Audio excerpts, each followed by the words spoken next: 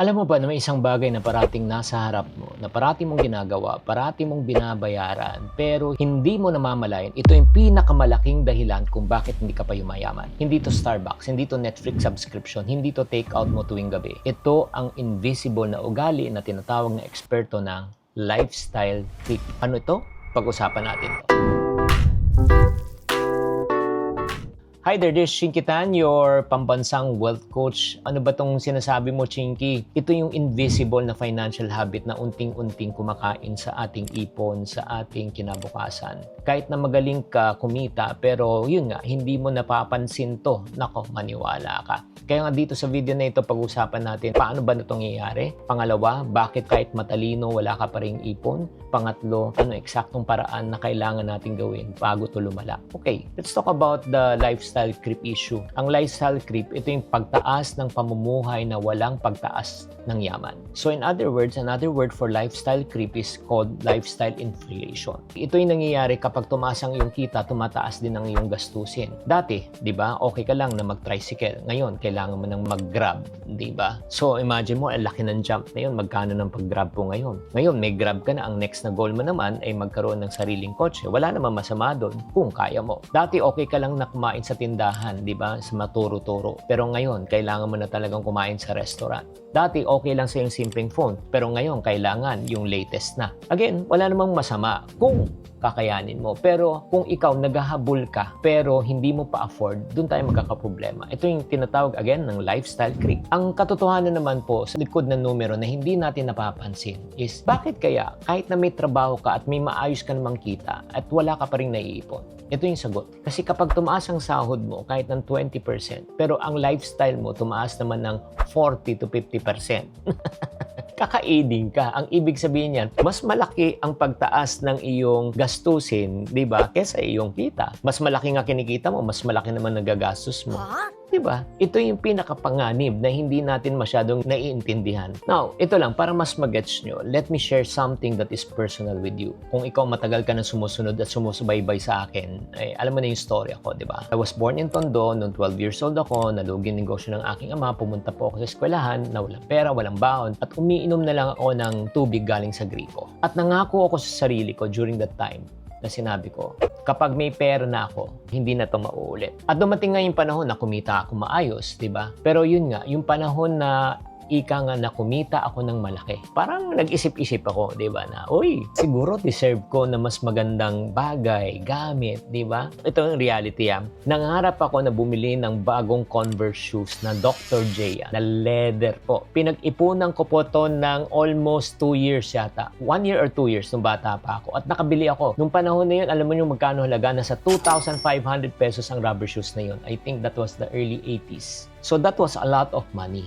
Agree? Grabe. Sinisipilyo ko pa yon, nililinis ko pa yon. Pagka bumabaha, may ulan, pinaplastikan ko pa yon.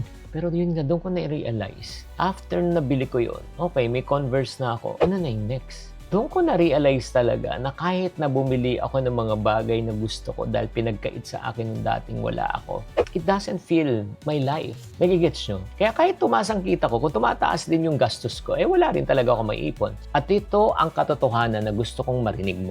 Hindi kakulangan ng kita ang minsan ang problema. Ang kakulangan po natin ay disiplina. Agree? Kaya nga ang tanong, paano ba nangyayari itong lifestyle creep nito? Again, yung way of thinking mo na sinasabi na deserve mo to. Yan ang pinaka-deceiving talaga. Deserve ko naman to. Nagtrabaho naman ako, naghirap naman ako. Oo, deserve mo na mag-enjoy. Pero alam mo, mas deserve mo na may maganda kang future. Diba? Pipiliin mo, magandang buhay ngayon o magandang future bukas. Bakit maraming tao na ika nga, malalaki rin ang kinikita pero wala ngang ipon? Pero bakit may mga ibang tao, hindi naman ganun kalaki ang kita pero may ipon? Ang pagkakaiba, your way of thinking. Are you thinking about now or are you thinking about the future? Kaya nga, very important po to, no? Dito po na kailangan po natin na baguhin yung mindset po natin. Huwag natin ikukumpara ang ating sarili sa iba. Diba? Pag naghahambing ka na, maniwala ka na, ubos ka.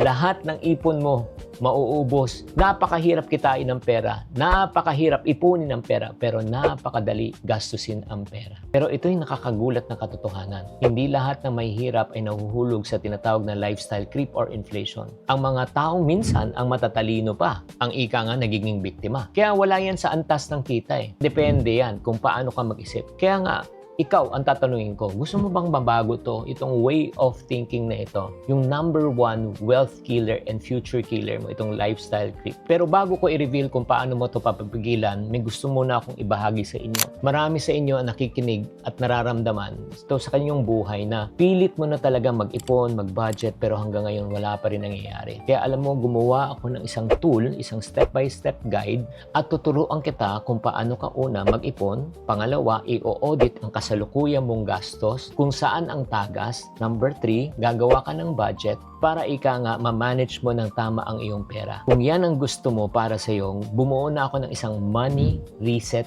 kit. At nasa link ng ibaba ang video na ito, kunin mo na lang at simulan mo na yung pag-reset mo pagdating sa iyong finances. Now, finally, paano natin titigilan tong lifestyle creep na ito? Lesson number 1, i-audit muna natin lahat ng ating kita. And then, pangalawa, gastos. Una, sulat mo kung magkano ang iyong kinikita, magkano ang iyong ginagastos. Ang kita, 30. Tapos, nung sinulat mo ang iyong gastos, 25.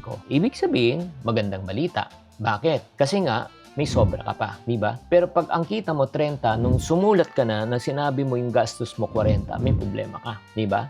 So, kailangan i-audit muna natin saan ba pumupunta ang iyong pera. Number 2, unahin muna natin ang ipon bago gastos. So, the mindset should be income minus savings equivalent to expense. Hindi mo na income, expense, then savings. Kasi pagka ang ginawa po natin, gastos muna bago ipon, ni pisong duling walang matitira.